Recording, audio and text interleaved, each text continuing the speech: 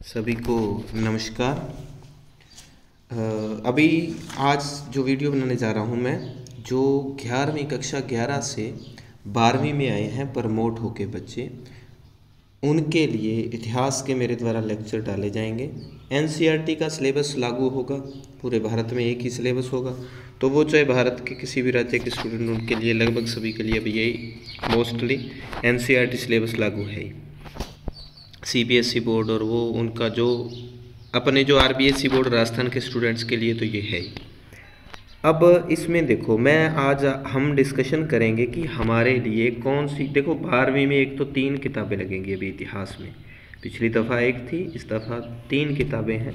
तो हमें आज से अब स्टार्ट कर लेते हैं धीरे धीरे करके, चूँकि कोविड कितना ही चले, लेकिन आपकी परीक्षा, ये वाली परीक्षा भी होगी और आपका तो अगले सेशन में एग्ज़ाम है, तो आप अच्छे से तैयारी कर लें। मेरे साथ पहले मैं बता देता हूँ, वो स्टूडेंट मेरे साथ जुड़ जाए, वो भी जुड़ सकते हैं जिनको ये है कि हमें तो बड़ी मुश्किल से पास ही होना, लेकिन मैं आपके साथ वादा करता हूँ आप जैसा कहूँ वैसा करते रहें। 90+ का टारगेट इस साल हमने जितने भी 7-8 जिलों के बच्चे जुड़े हुए थे उनके साथ लिया था, और आपके साथ भी वही निरंतर हमारे टेस्ट चले रहे हैं।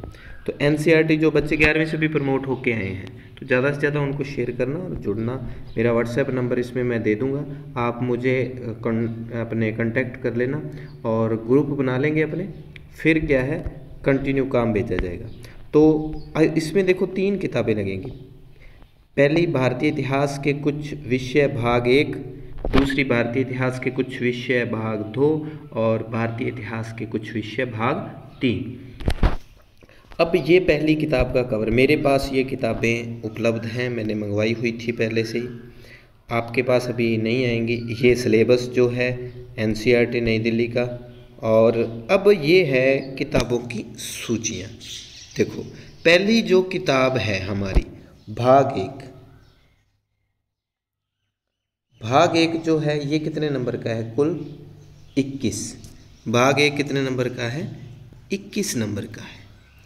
तो भाग 1 21 नंबर मैंने यहाँ लिखा, 21 नंबर की ये किताब। भाग 2 जो है वो 25 नंबर की किताब है, और भाग जो 3 है वो 29 नंबर की। तो 29 और 21 और 25 ये कुल बनते हैं 75 नंबर, और 5 नंबर का आपके मानचित्र हो जाएगा, 20 नंबर।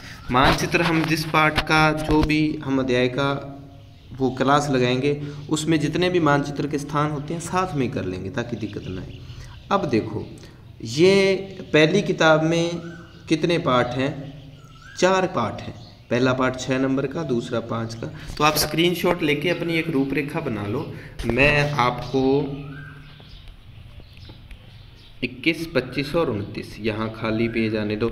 ये देखो मेरे पास, अभी मैं अपने डिस्कशन करेंगे, आप जाना मत क्लास छोड़कर। मेरे पास 2011-12 से एनसीईआरटी से जितने क्वेश्चन आए हुए हैं उनका सभी का कलेक्शन पड़ा है। वो आए हुए क्वेश्चन भी आपको उपलब्ध करवा दूंगा मैं, तो आप निश्चिंत रहें, आपको बढ़िया मैटर उपलब्ध करवाया जाएगा। ये अपने चैनल का लोगो है।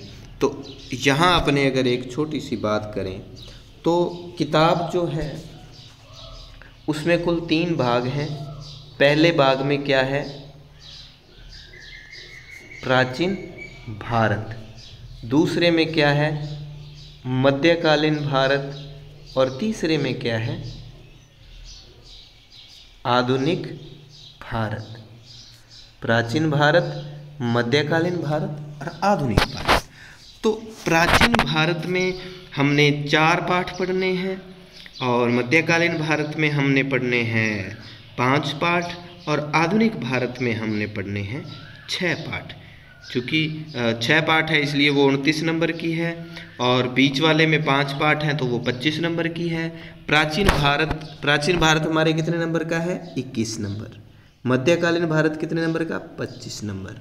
और आधुनिक भारत कितने नंबर का हो जाएगा? 29। इसमें कितने पाठ पढ़ेंगे? कुल 4, दूसरे में 5, तीसरे में 6। ये हमारा टारगेट रहेगा। तो प्राचीन भारत में यही आते हैं: सिंधु घाटी सभ्यता, वैदिक सभ्यता, महाजनपद, जैन, बौद्ध, इनके बारे में पढ़ेंगे हम। ये 21 नंबर का काम होगा। देखते हैं अपने, ये देखो, तो पहली जो किताब है उसमें पहला पार्ट होगा ईंटें, मनके और अस्थियाँ, 6 नंबर का, मतलब हड़प्पा सभ्यता, ये सिंधु घाटी सभ्यता, जिसके बारे में आपने 9th में अच्छे से पढ़ा था और 11th में तो इतना उसके बारे में नहीं पढ़ने को मिला आपको। तो वो हड़प्पा सभ्यता है। दूसरा पार्ट आएगा आपका ये जो 5 नंबर का राजा, किसान और नगर, ये कितने नंबर का रहेगा? ये रहेगा जी 5 नंबर का राजा, किसान और नगर। इसमें ये 600 से ये अपने महाजनपद काल का वर्णन होगा। फिर बंधुत्व, जाति और वर्ग, इसमें 5 नंबर का काम होगा। और इसमें समाज इतिहास की जो समस्याएं हैं, महाभारत के संदर्भ में जो सामाजिक व्यवस्था कैसी थी, जाति वर्ग कैसे थे, उनके बारे में। और 4 नंबर जो है विचारक, विश्वास और इमारतें, इसमें हम पढ़ेंगे जो बौद्ध धर्म है, जैन धर्म है, वैष्णव धर्म है, शैव धर्म है और सांची के स्तूप की कहानी, ये सब बातें इसमें पढ़ी जाएंगी। तो इन 4 पाठों में ये कुछ होगा। 2 नंबर भाग के ये पाठ आप देख लो, यात्रियों का नज़रिया, इसमें मुगल काल वगैरह और उनके संबंध में कृषि कैसी थी वो चीज़ आ जाएगी। दूसरा भक्ति और सूफी आंदोलन जो चले थे उनके बारे में आ जाएगा। 6 नंबर का पाठ लेंथी पाठ है। और 7 नंबर जो इनका जो पाठ होगा, इस किताब का 3 नंबर पाठ, एक साम्राज्य की राजधानी, यानी कि विजयनगर साम्राज्य। 10वीं में आप याद करो विजयनगर की स्थापना हरिहर और बुक्का करते हैं, वो विजयनगर डायनेस्टी, उसके बारे में 4 नंबर का। और ये किसान जमींदार राज्य, ये 6 नंबर का और ये 5 नंबर का। भाग 3 में बस छोटी सी अपने 10 मिनट की क्लास है, इनके बारे में बता देता हूँ। कुछ छोटे छोटे क्वेश्चन जो हैं उन पर डिस्कशन करेंगे। भाग 3 में ये बस आपको पाठ दिखा रहा हूँ, निरंतर आगे जो क्लास चलेगी पहले पाठ से अपने लाइन टू लाइन अच्छे से आपको याद करवाऊंगा। ये देखिए उपनिवेशवाद और देहात 4 नंबर का, विद्रोही और राज यानी कि 1857 की क्रांति, ये 4 नंबर का। औपनिवेशिक शहर यानी कि जो ब्रिटिश ईस्ट इंडिया कंपनी आई थी भारत में, उसके बारे में है, वो 5 नंबर की। महात्मा गांधी के आंदोलन, जो कि आपने 11वीं में भी एक बुक में पढ़ा है, 10वीं में भी, वो 6 नंबर का। स्पिन्यावज्ञा और उससे आगे की बात। और विभाजन जो 1947 और संविधान का निर्माण, ये 2 पाठ, ये कुल 7 पाठ इसमें हो जाएंगे। अब देखो, जैसे पिछले आए हुए प्रश्न हम पाठों में जिक्र करें तो जैसे आया भारतीय पुरातात्विक सर्वेक्षण के डायरेक्टर जनरल रहे किन्हीं 2 पुरातात्विकवेत्ताओं के नाम लिखो, व्हीलर और कनिंघम। आसान आसान छोटे छोटे प्रश्न, तो उनका उल्लेख करना है जो हड़प्पा संस्कृति में जहाँ पर बैलों का प्रयोग होता था। तो एक उदाहरण, मिट्टी का बना हल जो कि बनावली से मिला है, और मोहरें। सिंधु घाटी सभ्यता को जानने का सबसे अच्छा स्रोत मोहरें ही है।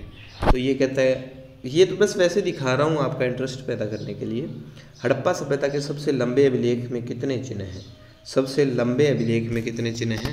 26 चिन्ह हैं। अब वाली जो बुक है उसमें वो 17 चिन्हों का एक अभिलेख धोलावीरा से, उसकी फ़ोटो भी है अब वाली बुक में। तो आपकी बुक में भी वो पहले पार्ट में फ़ोटो दी हुई है। शिल्प कार्य के बारे में, ये जो चौलिस्थान की बात आई है, मिट्टी से बने हल के प्रतिरूप, बनावली हरियाणा और चौलिस्थान। चौलिस्थान किसको कहते हैं? जो मरुस्थल में हरा भरा इलाका होता है उसको चौलिस्थान कहते हैं। तो आपने बस ये देखना है कितनी किताबें हैं, ये छोटे छोटे क्वेश्चन ये सारे। भारत में सबसे पहले सोने के सिक्के किस वंश के शासकों ने चलाए थे? तो प्रथम शताब्दी में कुषाण राजाओं ने चलाए थे। और दूसरी शताब्दी में सुदर्शन झील का जीर्णोद्धार किस शक राजा ने करवाया था? रुद्रदामन ने। ये अब वाली जो 12वीं है उनके लिए भी इम्पोर्टेंट है, उनमें भी ये चल ही रहा है। कुल और जात इनके बारे में, ये अपने चैनल का लोगो आ गया। तो आप बस इतना काम करना है। अब मैंने जो आपको दिया है काम क्या दिया है? आपने इन किताबों, इनको बांट लेना। इस किताब के आगे लिख देना प्राचीन भारत। प्राचीन भारत में हम क्या क्या पढ़ेंगे? हड़प्पा सभ्यता। प्राचीन भारत में हमने क्या पढ़ना है? हड़प्पा सभ्यता यानी कि सिंधु घाटी सभ्यता। इसमें 5 नंबर का काम आएगा। और दूसरा हम क्या पढ़ेंगे? महाजनपद। ये भी कितने नंबर का काम आ गया? ये आ गया 5 नंबर का। फिर हम पढ़ेंगे बंधुत्व, जाति, वर्ग। इसमें क्या आ जाएगा? इसमें जो महाभारत के संदर्भ में उसके बारे में बात आएगी, कैसा समाज था, क्या सिस्टम था। और इसमें क्या आएगा? इसमें आएंगे जैन, बौद्ध, जो कि आपके 9th में आपने पढ़े थे। और जैन, बौद्ध, शैव ये धर्म, और इसके अलावा सांची के स्तूप पर प्रश्न आने की पूरी संभावना रहती है इस पाठ में से, सांची का स्तूप। ठीक है, तो ये कुछ हमारे सामने आएगा। 21 नंबर की किताब जल्दी हम पूरी कर लेंगे। 5 नंबर की सिंधु घाटी सभ्यता, 5 नंबर का महाजनपद काल, और महाभारत के संदर्भ में 5 नंबर का, और 5 नंबर का शैव वैष्णव। सॉरी, ये पहला पार्ट 6 नंबर का है, दूसरे 5 नंबर के हैं। 21 नंबर हो गया ना। हड़प्पा सभ्यता 6 नंबर की है। तो दूसरी बुक पे हम बाद में बात करेंगे, जो 5 पार्ट हैं। तो इसी बुक को अपने स्टार्ट करेंगे। अभी आपने इतना काम करना, जो भी स्टूडेंट्स इस वीडियो को देख रहे हों, आप ज़्यादा से ज़्यादा आगे शेयर करें। ये मेरा नंबर जो लिखा हुआ है ना, 97 990 54 186 है। ये व्हाट्सएप नंबर है, इस पर मैसेज कर दें, मैं आपको ग्रुप में ऐड कर लूँगा। और कॉल अगर करना चाहो तो 63 77 13 15 09 ये कॉल नंबर है, और 97 990 54 186 ये मेरा व्हाट्सएप नंबर है। तो बस जिन्होंने तैयारी करनी है उनको तो लॉकडाउन कुछ भी चले कैसा भी वो पढ़ते रहेंगे। 90+ का टारगेट अभी जो जितने भी स्टूडेंट्स जुड़े हुए हैं, और उसमें मुझे बिल्कुल भरोसा है। जोधपुर, बाड़मेर, बीकानेर, नागौर, जालौर और चित्तौड़गढ़ के भी हैं 1-2 स्टूडेंट्स, और इधर अपने गंगानगर, हनुमानगढ़ और बीकानेर इधर तो हैं ही। तो ये जितने भी स्टूडेंट्स हैं, इनमें से पक्का मैं दावा करता हूँ बहुत सारे स्टूडेंट्स के इतिहास में 100 में से 100 नंबर आएंगे। मुझे भरोसा भी है। निरंतर वो टेस्ट भी दे रहे हैं अभी, अपने जो शेड्यूल बनाया हुआ है। तो आपके भी इसी तरह जैसे ही पहली किताब कंप्लीट होगी अपने टेस्ट का काम रखेंगे, या साथ के साथ जैसे आप कहोगे तो ठीक है। उम्मीद है आप जितने लोगों को पढ़ना होगा, अपनी ये फ्री सेवा, टेस्ट भी फ्री होंगे, क्लासें भी फ्री, कोई भी चार्ज नहीं है।